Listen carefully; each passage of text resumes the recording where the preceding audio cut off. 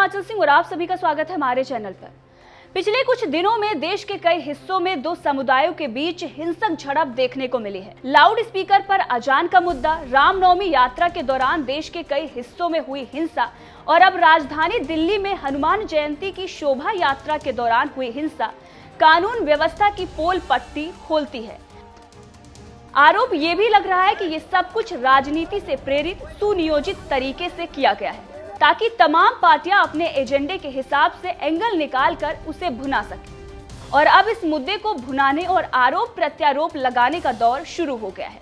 इसी कड़ी में केंद्रीय मंत्री अनुराग ठाकुर ने केजरीवाल पर हुई हिंसा का ठीकरा फोड़ दिया है और कहा है कि अपना सूबा संभलता नहीं पर वो पंजाब की मीटिंग लेने लग जाते हैं। वो मुख्यमंत्री हैं केजरीवाल जी, लेकिन जिम्मेदारी कोई लेने के लिए तैयार नहीं है। आज तक पूछना चाहिए इनके पास विभाग कौन सा है दिल्ली सरकार में और उसकी आउटपुट क्या है, क्या आउटकम है उसकी, जरा पता तो चले। और दूसरे राज्यों में जाकर अधिकारियों की बैठक लेना ये संघीय ढांचे पर एक प्रहार है। हालांकि अनुराग ठाकुर के इस बयान के बाद सोशल मीडिया पर उन्हें करारा जवाब मिला है। कई यूजर्स ने पूछा कि दिल्ली पुलिस किसके अंडर में है, पहले तो ये बताओ। नदीम राम अली के हैंडल से ट्वीट किया गया कि अनुराग ठाकुर दिल्ली दंगों का मास्टरमाइंड था। दिल्ली पुलिस भाजपा के पास है, इसीलिए पुलिस को आदेश था दंगा न रोका जाए। एक बार फिर दंगे भड़काने में महत्वपूर्ण भूमिका में है भाजपा। पुलिस को अगर ईमानदार नेता मिल जाए तो दंगा भड़क ही नहीं सकता। मनोज नाम के एक यूजर ने इस पर कमेंट करते हुए लिखा कि दिल्ली में लॉ एंड ऑर्डर केंद्र सरकार के जिम्मे आता है। एक और यूजर ने लिखा कि अनुराग ठाकुर साहब दिल्ली पुलिस शाह जी के हाथ में है। केजरीवाल ने जो किया सो किया, अब आप शाह जी सब मिलकर इंसाफ कर दो। दूसरी बार हुआ है शाह जी के कार्यकाल में। इस समय बातें नहीं बनती, न्याय बनता है। याद रखिए योगी जी इसी कारण वापस आए हैं सत्ता में। तरुण सैनी नाम के एक यूजर ने ट्वीट करते हुए लिखा कि दिल्ली पुलिस केंद्र सरकार के अधीन है और कानून व्यवस्था बनाए रखने की जिम्मेवारी गृह मंत्री की है, इसीलिए जवाबदेही केंद्र सरकार की बनती है, ना कि दिल्ली सरकार की। तो अनुराग ठाकुर के बयान के बाद उन्हें ही लोग खरी खोटी सुना रहे हैं। वहीं दूसरी तरफ कांग्रेस, आम आदमी पार्टी और देश के कुछ दूसरे दलों ने दिल्ली के जहांगीरपुरी इलाके में दो गुटों के बीच हुई हिंसा की निंदा करते हुए लोगों से शांति और सौहार्द बनाए रखने की अपील की है। आम आदमी पार्टी के संयोजक और दिल्ली के मुख्यमंत्री अरविंद केजरीवाल ने ट्वीट करके कहा है कि दिल्ली के जहांगीरपुरी में शोभा यात्रा में पथराव की घटना बेहद निंदनीय है। जो भी दोषी हो उन पर सख्त कार्रवाई होनी चाहिए। सभी लोगों से अपील है कि एक दूसरे का हाथ पकड़कर शांति बनाए रखें। दिल्ली प्रदेश कांग्रेस कमेटी के अध्यक्ष चौधरी अनिल कुमार ने वीडियो जारी करके कहा कि जहांगीरपुरी की घटना बेहद दुखद है। किसी भी तरह के भ्रम या अफवाह पर ध्यान न दें।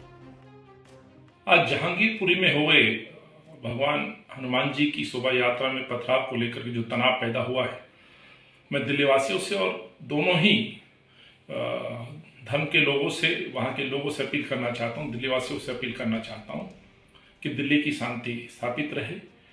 दिल्ली का जो सौहार्द है, जो भाईचारा है, उसे कोई बिगाड़ ना पाए, इसलिए अफवाहों पे ना जाएं। शांति कायम करने में अपना सहयोग दें। सब लोग मिलजुल करके, तमाम सियासती दलों के भी नेताओं से मैं अपील करना चाहता हूं कि इस समय वक्त है दिल्ली को बचाने का, दिल्ली के भाईचारे को बचाने का। बजाय हम इस तरह के ट्वीट करें जहां किसी भी पक्ष के व्यक्ति को आघात पहुंचे या वो ट्वीट इस तरह का आग में घी डालने का काम करे, उचित रहेगा मिलजुल करके हमें पुलिस के साथ, अपने कार्यकर्ताओं के साथ इस दिल्ली को बचाना है।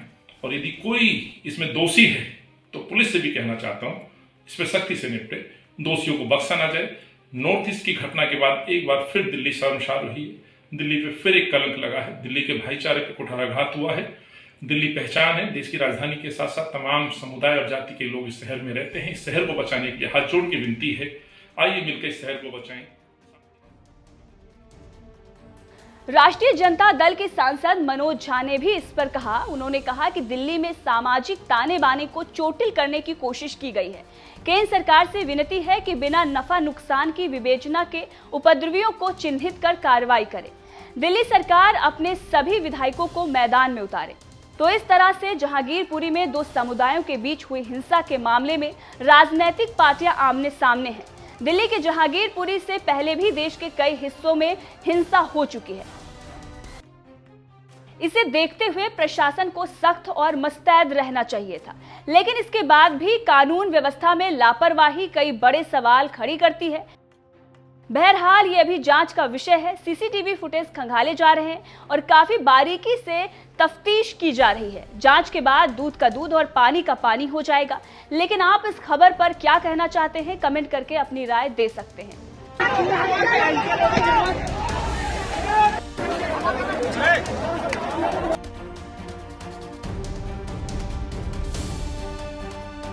वो मुख्यमंत्री हैं केजरीवाल जी, लेकिन जिम्मेदारी कोई लेने के लिए तैयार नहीं है। आज तक पूछना चाहिए इनके पास विभाग कौन सा है दिल्ली सरकार में और उसकी आउटपुट क्या है, क्या आउटकम है उसकी, जरा पता तो चले। और दूसरा, दूसरे राज्यों में जाकर अधिकारियों की बैठक लेना, ये संघीय ढांचे पर एक प्रहार है।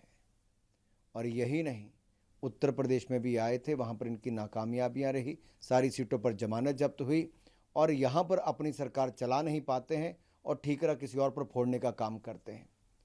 ये जो वोट बैंक की राजनीति के कारण ये लोग देश में इस तरह का वातावरण पैदा करने का प्रयास कर रहे हैं। मैं यही कहना चाहता हूँ, ये नफरत के बीज बोने का काम जो विपक्षी दल कर रहे हैं, अपनी राजनीतिक नैया को डूबने से बचाने के लिए, ये देश की जनता बड़े ध्यान से देख रही है।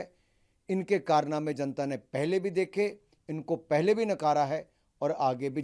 आज जहांगीरपुरी में हुए भगवान हनुमान जी की शोभा यात्रा में पथराव को लेकर के जो तनाव पैदा हुआ है, मैं दिल्ली वासियों से और दोनों ही धर्म के लोगों से, वहाँ के लोगों से अपील करना चाहता हूँ, दिल्ली वासियों से अपील करना चाहता हूँ कि दिल्ली की शांति स्थापित रहे।